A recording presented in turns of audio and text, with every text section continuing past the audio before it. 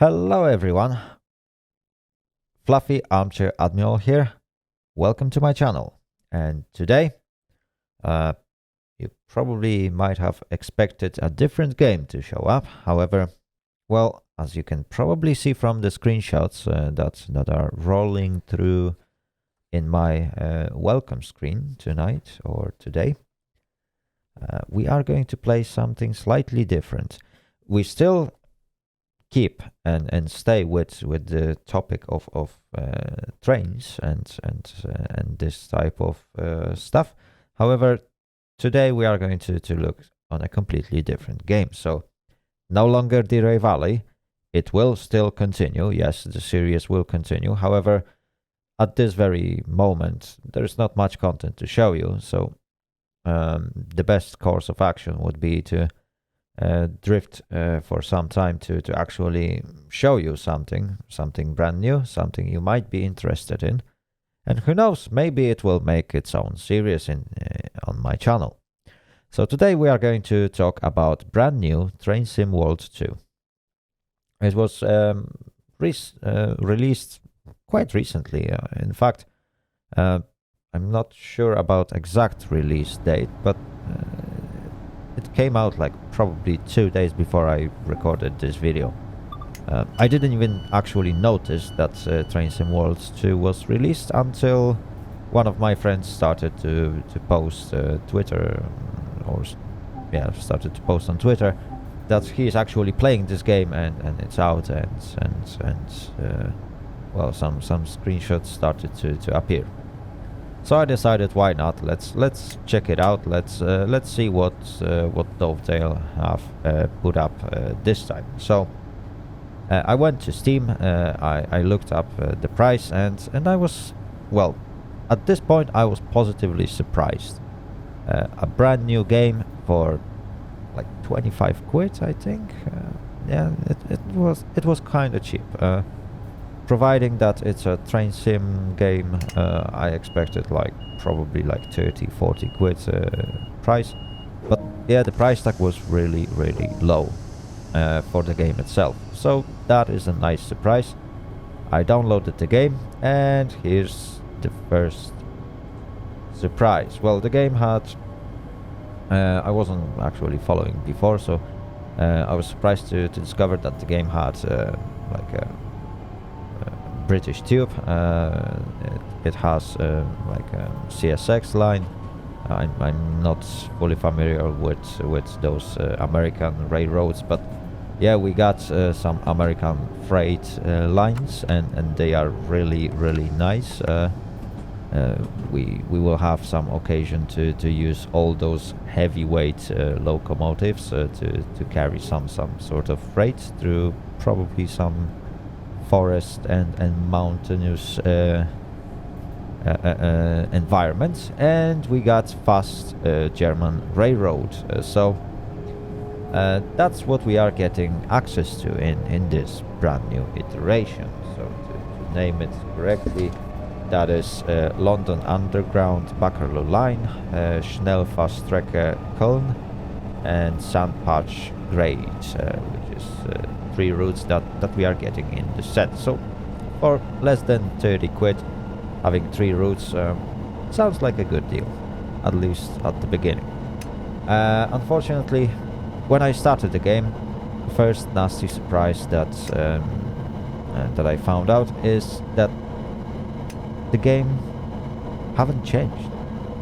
Basically, it's still Train Sim World that we knew before, that I already had in my library, but they just added number 2 at the end and sold it as a separate product.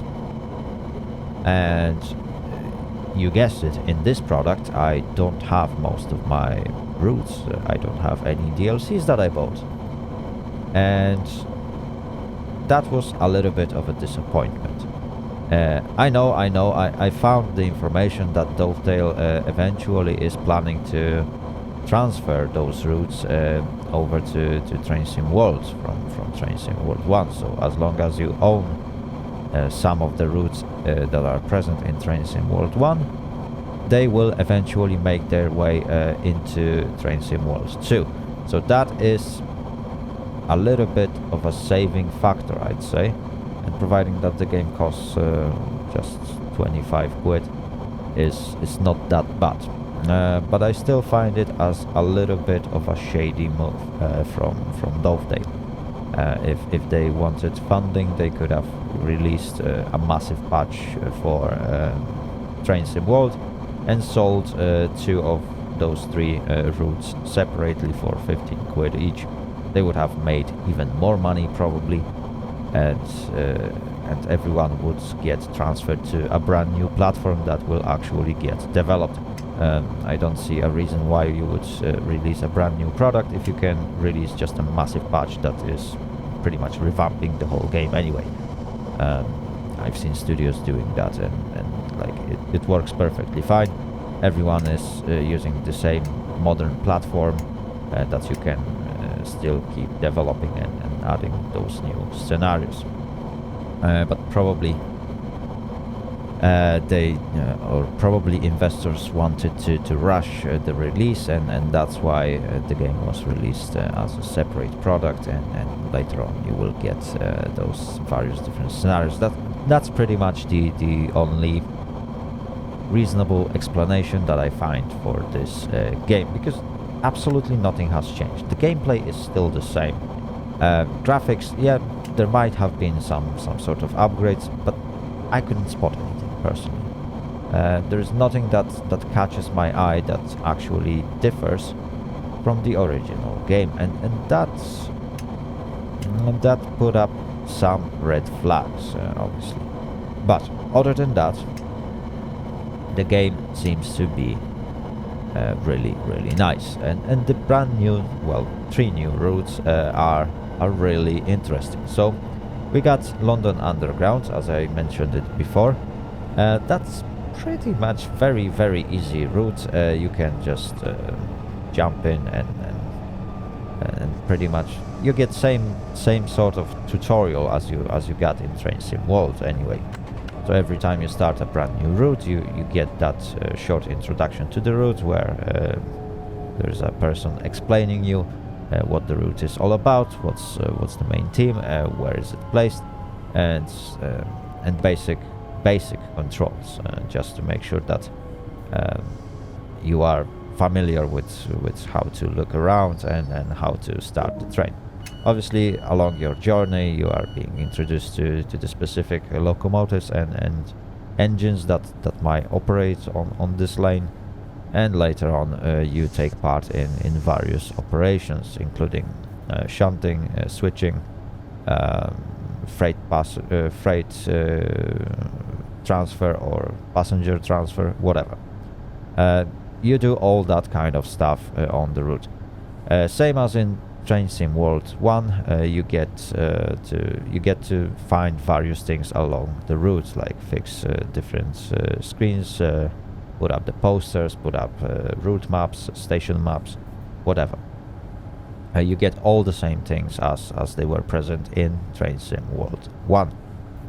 So that is a little bit of a disappointment, I'm not going to lie. You pay 20 quid for a brand new product that in fact is the old product, but the only difference is that there's probably a brand new different engine, and you couldn't be asked to actually properly transfer the old game onto a new engine, release a massive patch, and sell the routes separately, or eventually give them in some sort of nice welcome package for a brand new like a switch and swap. But well, I won't be digging up why the company made that move. Eventually the game is released as a separate product. We got it, I got it, some people who bought it got it, and in general, yeah, there are things that are good, there are things that are bad. So bad things are that the game haven't really changed, and it has the same bugs. Yeah, you can fail on the tutorial just because you pressed some button, you turned off your locomotive by accident, and then tutorial asks you, yeah, just go forward, but it turns off any other controls and you are locked. You can't even fix the issue that you just created. and the game doesn't seem to be detecting that your locomotive is not able to move anymore, and you have to perform certain operations to make it move as the game expects you to. So yeah, I managed to fail 2 tutorials just because of that, because I made some input, or in one case I fell off the platform and I got hit by a train, and my character model just got stuck onto the front of the train and I couldn't even move. So yeah, that's what I did. But well, that's me. Anyway, so initial impressions. When it comes to graphics, it's still amazing rail simulator. It's very detailed. It has amazing graphics. So if you have strong enough computer to actually take advantage of that, the game looks absolutely gorgeous. It has proper lighting. It has proper graphics. Everything works perfectly fine. When it comes to realism, well, as pretty much every other train simulator, you can go for true hardcore experience and turn off every single HUD element and just operate the train from the controls that you got on the panels and on all the switches in all those train elements, if you know where things are, obviously. If you don't know where some switches are, there are keyboard shortcuts. You can use that without even touching the switch. They will work as long as your character model is sat on the driver's seat. So that's fine if you stand up from driver's seat. Obviously all those keyboard shortcuts switch to different mode because player is effectively on foot. So the game detects that pretty well. I had no issues with that. Other than that, when it comes to controls, yeah, I had very easy time. I configured the game to actually match my skill level, which is very low. I don't play that much when it comes to train simulators. I do like those games, but they are very time consuming, and perhaps I'm not that much of a rail fan to eventually go super crazy. I like the fact that you can hone your skills, you can replay various scenarios to perform better and better and better and better, and systematically reduce the amount of HUD elements that you turn on. However, that requires a great knowledge of the track, because obviously speed limits can vary, can rapidly change, and when you try to fulfill your task to the fullest, obviously timekeeping is also important. So in order to fulfill your tasks in time, you need to go pretty much with the speed limits. You can't drive just slower because the next speed limit will be 30. You need to start slowing down at the right moment to eventually bring your train into the right speed when the speed limit will apply.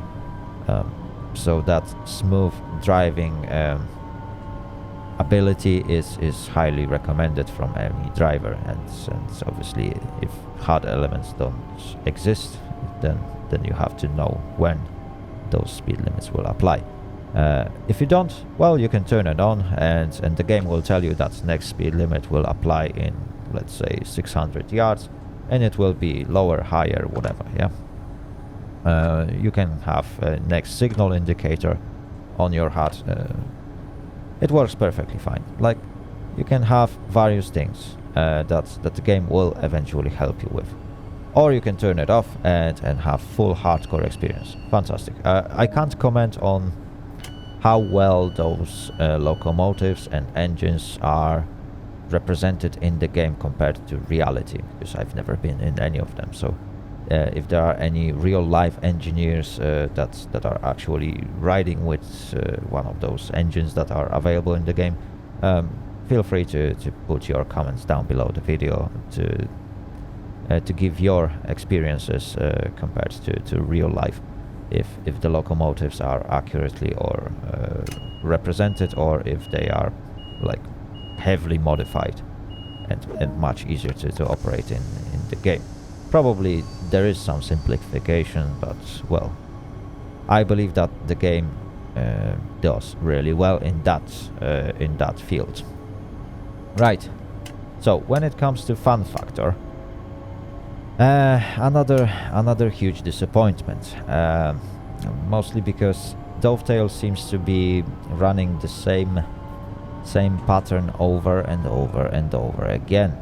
So we got American root, we got German root, we got British root, and that's it.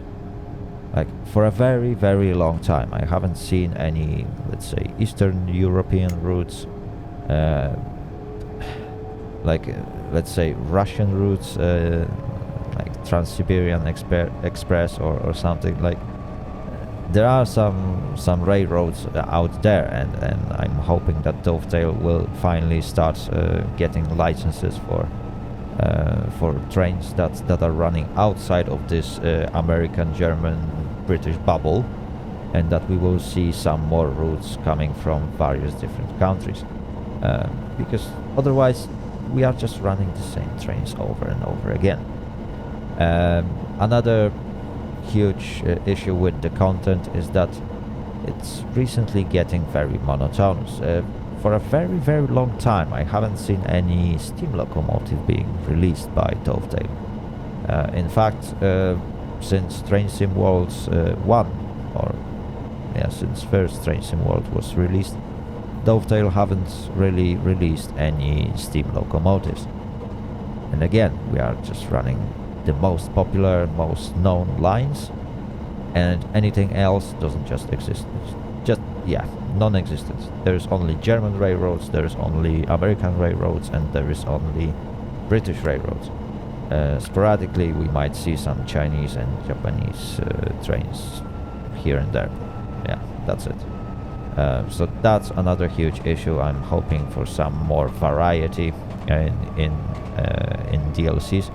So I hope that while Train Sim World initially is not a good game, the studio will pull it up to the right level where it will become that stable platform for releasing various different locomotives, routes, activities, and that the experience will get expanded by many other countries that are so far non-existent in railroads simulators. So that would be really, really nice to see.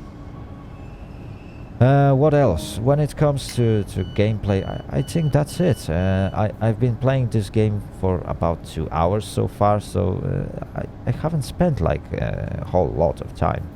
It's not that I've been playing it for hours before making those few thoughts. I've also never written any sort of script for that, so I know that it might sound very, very chaotic. That's it from me when it comes to my review. Probably I will leave you with a short gameplay of one of the early stages in the game, so you can see for yourself how the game looks in practice. And from me, thank you very much for watching. If you like the video, give it a thumbs up and subscribe. If you want to get informed about my new content, hit that notification bell button, and don't forget to share your comments down below. Have a great day, and see you all later. Later. Out.